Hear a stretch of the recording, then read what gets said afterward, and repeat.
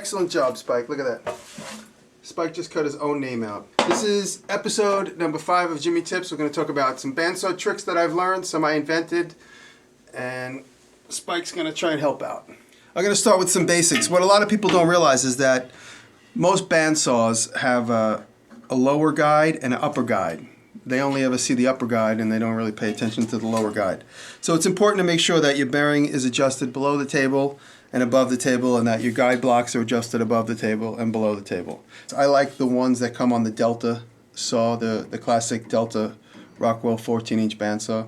The guides and everything is adjustable by all these turns and these locks. If you look under the table here, you have these turns to adjust your guide blocks and your bearing.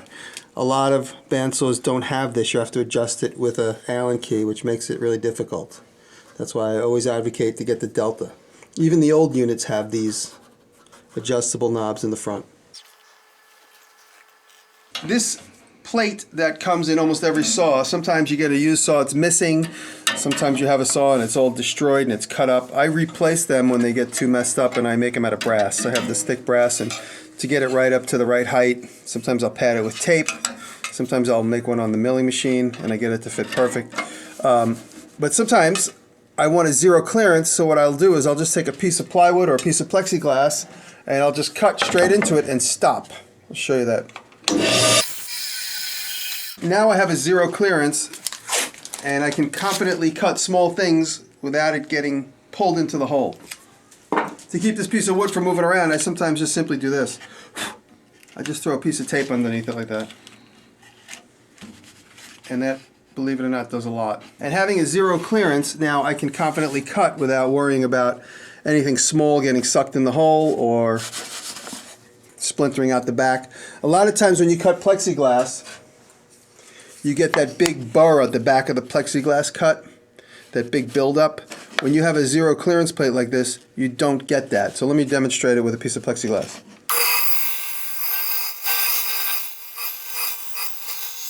But something about having a zero clearance plate behind plexiglass always gives you a nice clean cut, for the most part.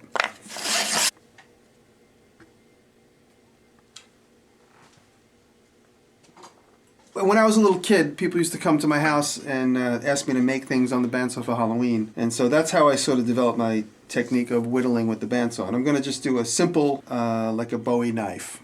And I'll just show you some of the techniques I developed when I was a kid. You'd have your prong like that. And all you knife nerds out there, this isn't going to get hardened because this is wood. You can't harden a wooden blade. So end up like this. And again, this is the kind of knives I made when I was a kid. So there.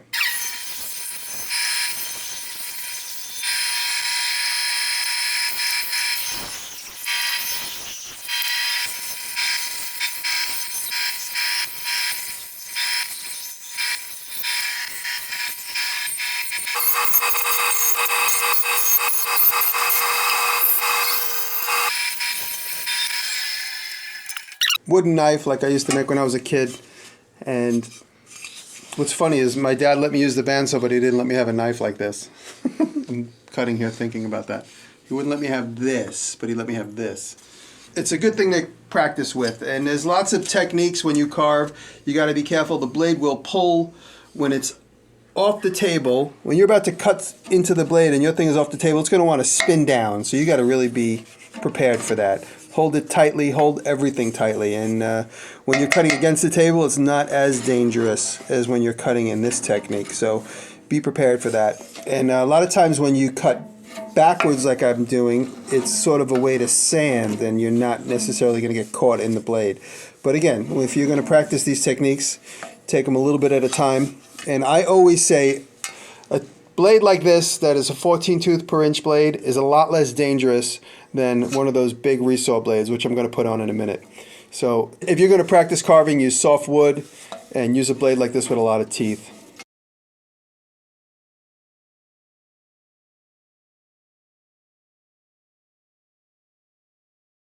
You know, when you're cutting curves, it's always good to have a thicker blade because it's like a rudder in the water. So when you're cutting, you have that rudder behind you to keep the blade on course. But I'll show you some techniques using a thin blade.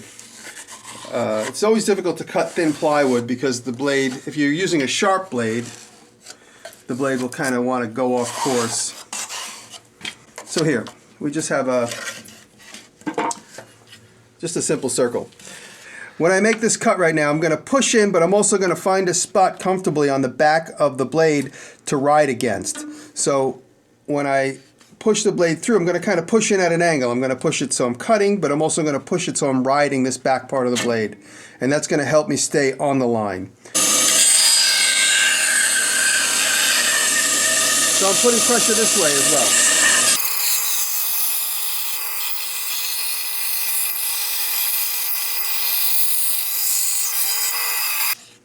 So there you just saw me putting pressure on the side of the blade, behind the teeth, to stay on course. There's something about doing that that helps you follow the line more easily.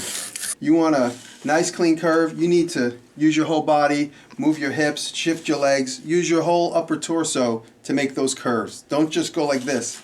It's kind of like drawing. When you draw, you got to draw from your shoulder. If you're doing figure drawing, it's the same thing. You got to work from your shoulders, work from your upper torso.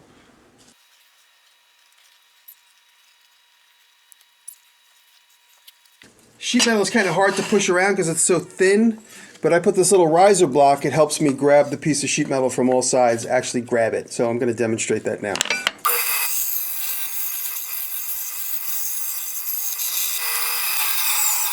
If you're going to be cutting a lot, of course, glue it in place right there and it won't move. But there you go. A riser block for cutting sheet metal or thin material.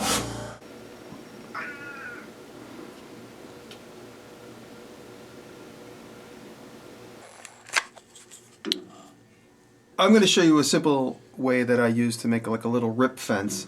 And here I just have a chunk of wood hot glued on top of my zero clearance table. That's just a temporary table. Again, we still have the double-sided tape here and here. It's not moving at all. And I could also see, because I have my zero clearance here, I could maintain and see that my width of my cut is not changing, because the blade is going to ride inside of that open hole that is available for it. So I'm going to turn this on. Sometimes your blade drifts and you don't really need more than just one little chunk of wood next to the blade. Again, I'm resawing with an 1/8 inch blade, and we're not using the vacuum just because it's too noisy.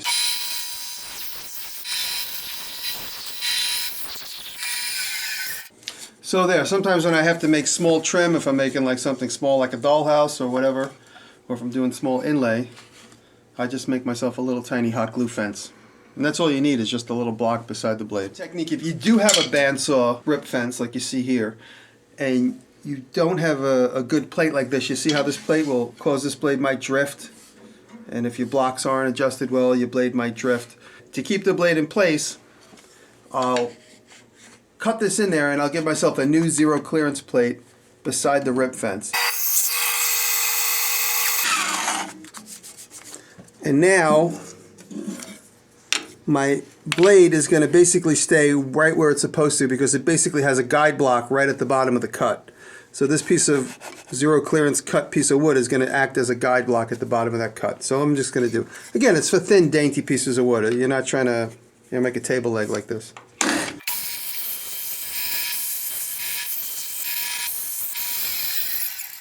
So I was able to rip, that's about 3 millimeters square. I would never attempt to do that on the table saw because it just wouldn't work that well. But on the bandsaw, with my zero clearance plate at the bottom of my rip fence, I can make nice, small, tiny cuts and not worry about blade drift, especially with something as thin as 1/8 of an inch.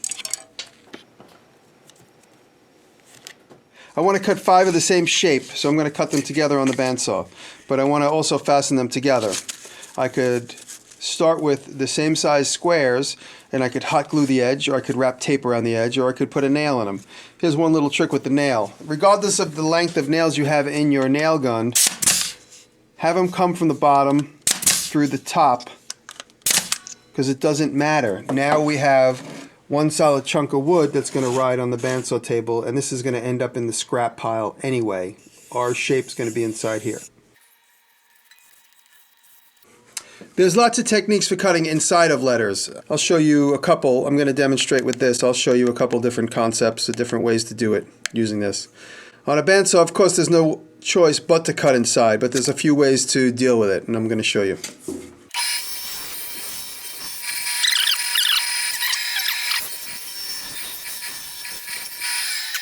lot of times when you're trying to back out, you'll pull the blade off. Whenever you cut through something like this, it's important to recognize what's scrap and what is important and what is not important. A lot of people will not cut out of the scrap because they're afraid for some reason. Here you saw me go completely around it, and when I got to the end of my cut, I kept going and I just cut out of the scrap. It's all garbage. It doesn't matter. So there's no reason to try and back out of that little spot where I started. So when you end up with a letter that you have to cut inside of, like an O, an A, or a B, with a thin material like this, you could just squeeze it shut and glue it, and you likely won't be able to see that blade cut if you sand it and paint it, whatever you need to do. Let's say this letter is made out of 1-inch oak, and you can't squeeze it together that cleanly, and it's going to show because it won't really close up. Just literally cut through both sides, and now you have the ability to close that without that other cut being spring-loaded, because they're both lacking the same amount of material, the width of the blade. And you glue that together, no line going inside your letter.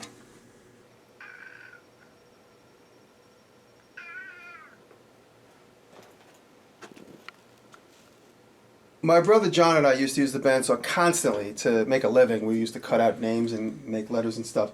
And a lot of times, backing out of a cut, you pull the blade off. Or a little chunk gets caught. If you're cutting out like a little triangle and it doesn't fall through, you back off, you can't get around it, you pull the blade off. So we got so used to putting the blade back on after hours and hours of using the saw, we never opened the top. This is a newer Delta saw, which is hinged, so it's not difficult to open the top. On the older models, you have the screw knob, so every time the blade came off, we'd have to open up the whole saw, which became a little difficult. So we developed this technique of putting the blade back on without opening the top of the saw. And you would kind of manipulate the blade until you found yourself on the wheel. Oops, see? I just fell off the wheel. I'm on the wheel now, because I just hook yourself around. Now I'm back on. There you go. Talk a little bit about different materials. On the bandsaw, there's limitations. Thickness, heat, speed, there's lots of different things you have to take into account. You can cut aluminum just about the same as you can cut wood. It does get a little gummy though. For a blade like this that has 14 TPI, the aluminum sort of stays in there. So if you see my my aluminum hatchet handle video, I was using a 4 TPI blade, which I'm going to show you in a minute, and that cut the aluminum much easier, that thick aluminum I was using. That was a straight up wood blade cutting aluminum. So I urge you to test stuff. Be careful, because if you test it and it doesn't work, you've just ruined a $15 blade. Thin steel, I can cut with this. This is a 14 TPI bimetal blade. It means it cuts metal and wood, cuts aluminum, and it cuts plastic, all pretty well. What will ruin mostly any blade is if you overheat it. The minute you overheat it, it gets past the tempering point and it goes dull. So if you're using a jigsaw, you're using a bandsaw, any kind of blade, if it overheats, even a drill, if you're using a drill and the minute it turns red, forget it, it's over. If it gets red hot, it's done. So it's important to lubricate your cut. If you lubricate your cut, your material will fall out, and it also keeps your blade cold, or it keeps it cooler. I wouldn't cut steel any thicker than this. If you're going to cut steel, you need to slow your blade down. Some bandsaws have like a 2-step pulley in the back, and that's primarily so you could slow it down for metal and you speed it up for wood. So check your bandsaw, you might have 2 pulleys in the back or a step pulley. We have bandsaws dedicated to cutting the thicker rod. But test out, see what works best for your machine.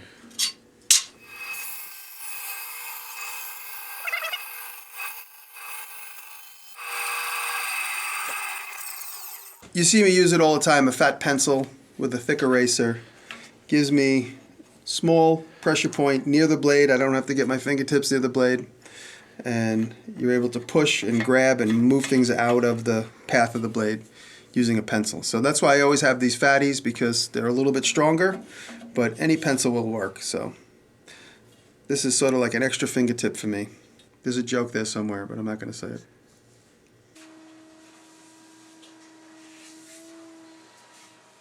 Sometimes when I'm doing something that's symmetrical, on the bandsaw, I will simply just draw 1/2 of it. So here I'm going to draw 1/2 of the spoon. I'm going to cut out that half, and then I'm going to use my scrap to draw the other half. So there, now my scrap is becoming my template. So I'm going to do that. And I'm going to save this because it's going to come in handy for a second tip I'm going to show you. So now, if I'm going to make something that's three-dimensional in every direction like a spoon, I could save my scrap. I could either tape it or hot glue it together.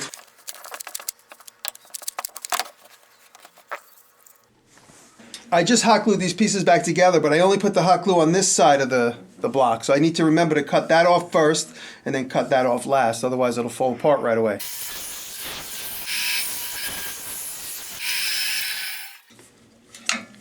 Now in all this pile of pieces, there is the basis for the spoon that I'm going to whittle. So I have my X and Y cut out and my Z all cut out at the same time. Now it's just up to me with my whittling knife to take it to the proper shape. Sometimes when you cut a dowel rod or even a thicker like a closet pole, if you're not careful, the bandsaw will take it away from you and turn it into a spinning object. It's very startling if you're not prepared for it. I'm going to show you what not to do. Now I was expecting that and I was startled. Anytime I cut anything round, I like to use a screw clamp to keep it from wanting to spin on the tabletop. So.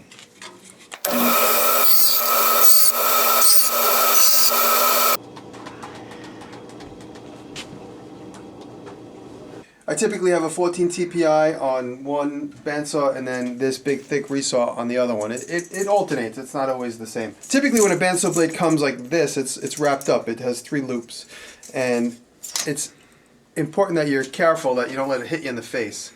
Sometimes too, the blade will get turned around and you won't realize it till you go to put it on the saw and the teeth are facing up. You could actually turn the blade inside out. I just did that. And in the process of trying to open it, you turn the blade inside out. You got to be careful that you're not doing that. That you make sure that the teeth face down on the right side. A lot of people don't have the ability to fold the bandsaw blade up, and that takes some time to learn. This is the way I always teach people. You step on it and you turn it. Your hand has to make one full revolution. It's facing out. It has to end up facing out. And there you go. Push down while you turn, one full revolution. I'm going to change from this super thin blade, 1/8 of an inch, to a 1/2 inch. I'll show you how I adjust my guide blocks for that. The brands I typically use, this is a Timber Wolf blade that I get from Suffolk Machinery on Long Island. This is the place I've been buying bandsaw blades from for 30 years. Right there. And from the side. Hook it on the top. And then with a big thick blade like this, I typically make sure it's on both wheels and then I tighten it. I don't try to snap it on because you could end up bending it.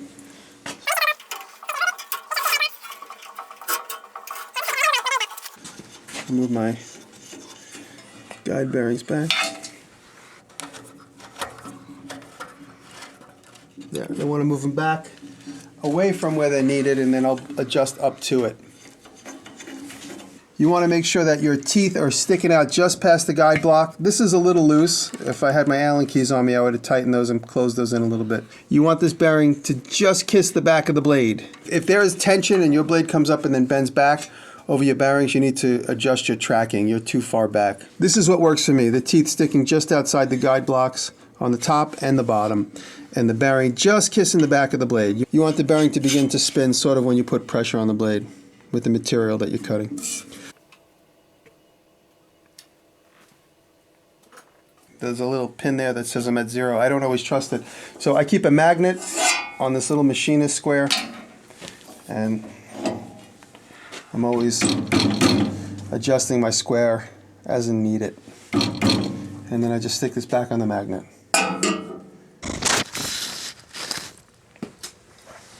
Spike, look what I did. But you can't do that. A lot of people ask me what to look for when buying old bandsaws. I personally advocate for a Delta 14-inch classic, same one they've been making forever. But if you can't find this exact brand, the most important thing to find is something that has a casting. See, there's a casting right here. A lot of the modern bandsaws have stamped metal, folded metal. And even the most expensive ones made by the highest end bandsaw companies somehow to me still don't seem as strong as something with a steel casting. If it's an old Walker Turner, or even some of the old brands like S.A. Woods, or some of these brands that, you know, went out of business in the early 20s. If you can get your hands on a big giant old casting with 36-inch wheels, those things are awesome. No, even though they're so old, they still seem to cut nice and smooth, primarily because of the weight and the steel casting. If it doesn't have a casted top, it's really not worth buying. A lot of times when people make comments on my videos, they say my guide is too high. Of course, I'm fully aware of where the guide is when I'm using the bandsaw. A lot of times I am lifting things up, so my guide is up out of my way. It is important to have the guide down when you know what you want from it. As the operator, I'm fully aware of where my guide can and should be. And just in general, if you're going to be using a bandsaw, you should have some guidance from an industrial arts teacher, your father maybe, or a neighbor, or somebody that knows how to use it better than you. You don't just come up to a bandsaw and start sticking things into it. You don't just jump behind the wheel of a car and start hitting the gas pedal. There's a gradual learning process with every tool. And I say that because a lot of people think I set a bad example on the bandsaw. And I've been using the bandsaw since I'm about 7 or 8 years old. I'm 48 now, so that's a long time. So I have a comfort level that a lot of people don't have. But that comfort level comes from experience. So you need to find that within yourself. So if you take some wood out of the scrap bin and just practice making something like this, you could develop your skills. It's just scrap wood, so it doesn't really matter. Spike, what's up? Come on, buddy. Come on. But